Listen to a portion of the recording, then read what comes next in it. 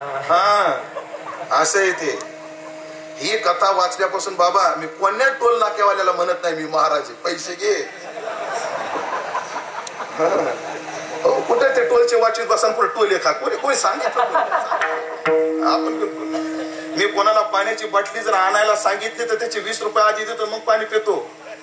आता हे समजा त्यांनी मनाने आणली पण मी पिणार आहे. तात्पर्य ऐका मंडळी, पैसे बुडवले ते मला इथं यावं लागणार नाही असा काही पर्याय आहे ना म्हटलं. आणि काय तुम्हाला आता जर तुम्ही एकाच चपलीला लागणार कातड तुमच्या पाठीवरच दिलं तर तुमची यातना चुकल म्हणजे घे म्हणे लगेच काढून. मग एक कित रुंद आणि एक कित उंच या व्यासा या चौरसाचं त्यांनी कातड काढलं आणि त्याला दिलं. म्हणजे बघायचं का अजून भरपूर राहिला नरक जिरली म्हणे. आता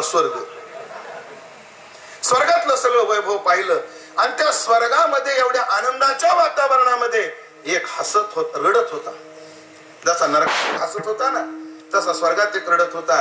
त्याने विचारलं ब्राह्मणाने, अरे हा का रडतो एवढ्या सुख सुविधेमध्ये सुद्धा?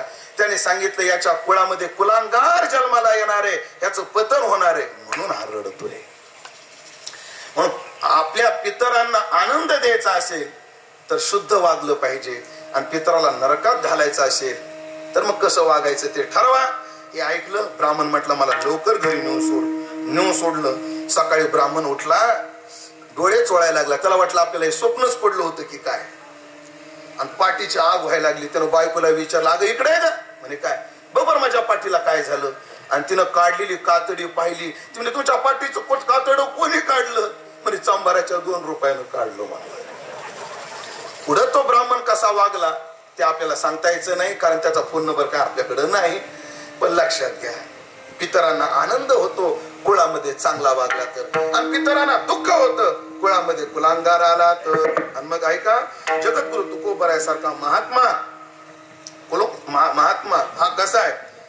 वडिलांची रीत जाणत काही मागणे हे आम्हा अनुचित. याचं उत्तरार्थ मला फार आवडतं. वडिलांची रीत जाणत असो. वडिलांच्या रीती खूप चांगल्या चांगल्या असतात पण जाण सगळ्यांना नसते. तुकाराम महाराज म्हणतात आम्हाला जाण आहे, आमच्या पूर्वजांनी पांडुरंगाची सेवा केली ही आम्हाला जाण आहे.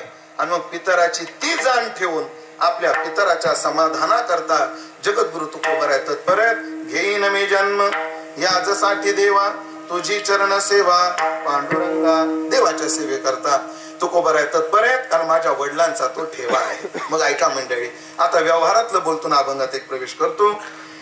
बापाची जर 2 एकर जमीन असेल, 2च एकर घेऊ सध्या आपण, 2 एकर जमीन असेल आणि जर शेजाऱ्याने 2 इंच जरी नांगर आपल्या रानात आणला तर माणूस भांडतो का नाही? एकर जाऊ द्या म्हणतो पण काकरी जाऊ देणार नाही का? बापाच आहे माझ्या. पित्याचे जे काय धन पुत्रा कोण वंचेल, माझ्या हक्क येतो. म्हणून वडिलाच्या त्या संपत्ती करता ती जपण्याकरता जसा माणूस तत्पर आहे तसे माझे तुकोबराय वडिलांची असणारी पांडुरंगाच्या चरण सेवेची संपत्ती जपण्याकरता तत्पर आहे. जशी व्यवहारातली माणसं संपत्ती करता कोणाशी भांडतात, आज माझे तुकोबराय त्या सेवेसाठी साक्षात देवाशी भांडायला लागले. एकच मिनिटात सांगतो, भांडण पेटतं कधी? भांडण पेटतं कधी? साधा नियम आहे महाराज भांडण पेटायचा. राग आला की माणसाचं भांडण पेटतं आणि माणसाला राग का येतो? मनासारखं झालं नाही तर. कथा फार मोठी विस्तार करणार नाही, मला वेळ मर्यादा आहे. तुकाराम महाराज पंढरपूरला गेले, देव म्हटले तुकोबा माझ्याकडे काहीतरी मागा. तुकोबा म्हणे मागणार नाही, वडिलांची रीत आहे. मग मागत नाही ना, आजपासून आपली चरण सेवा करायची नाही. परवा तुम्ही तो अभंग घेतला होता, हो आता कुठे धावे म्हण, तो घ्यायचा नाही. स्पष्ट सांगतो, एक तर आपल्याकडे मागायचं नाहीतर चरण सेवा सोडून द्यायची. तुकाराम महाराज म्हणजे हा जरा शेफारलेला दिसतोय. तुकाराम महाराज काय म्हटले? हा जरा शेफारलेला दिसतोय. तुकाराम महाराजांना बाई माग सारखी. ए पांड्या, मी असा शब्द मुद्दाम वापरलाय कारण भांडणाचा नियम आहे. भांडणाचा सुद्धा काही नियम आहे. भांडणाचा पहिलं भांडवल आहे माणसाला शिव्या भरपूर देता आल्या पाहिजे. ज्याला शिव्या देता येत नाही ना त्यांना भांडण करूच नाही, मजा येत नाही. असा शिव्याचा भरणा पाहिजे, निदान 10-5 होईपर्यंत रिपीट नाही झाली पाहिजे. तर शिव्याचं भांडवल जसं पाहिजे, ह्याला सगळ्याला प्रमाणात येणार आहे. बरं, मी पदरचं काही बोलणार नाही. जसं शिव्याचं भांडवल पाहिजे तसा स्टॅमिनाही पाहिजे. शिव्या देताना त्या स्वरातच द्याव्या लागतात. ए मूर्खा, असा काय करतोस रे, जमत नाही. ए बावळटासारखा काय वागतोस रे, जमत नाही. त्याला त्या खणक्यातच द्यावी लागते शिवी. ऐका शिव्या कशा द्याव्या लागतात. अरे अरे विठ्ठल माईच्या कारण तुझी भांडणं झाली,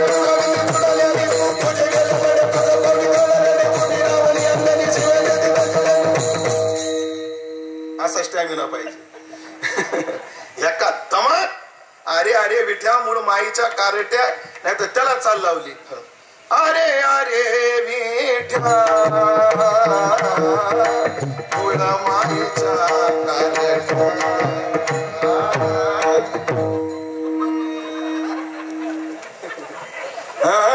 अरे अरे विठ्ठल मूळ माईच्या कारट्या, तुझी रांडरंगी झाली, तुला सावित्री तोडाली आली, तुझे गेले मडे तुझं पाहुणे खायला रे मोठी रावणी अंगाने शिवाय पाहिजे. त्याला जशा शिव्या आल्या पाहिजे तसा स्टॅमिना पाहिजे शिव्या देण्याकरता. भांडावं कसं कुत्र्यासारखं भांडणामध्ये. आणि मग शिव्या देताना भांडणात अजून एक आहे, सगळ्याला प्रमाणित बरं बाबा. माझ्या झाली क्रोधा सवे गाठी, मुखा वाटे नरक लोटी. आणि भांडण करूच नाही, आणि केल्यानंतर पुढे कोणी याचा विचार करू नये.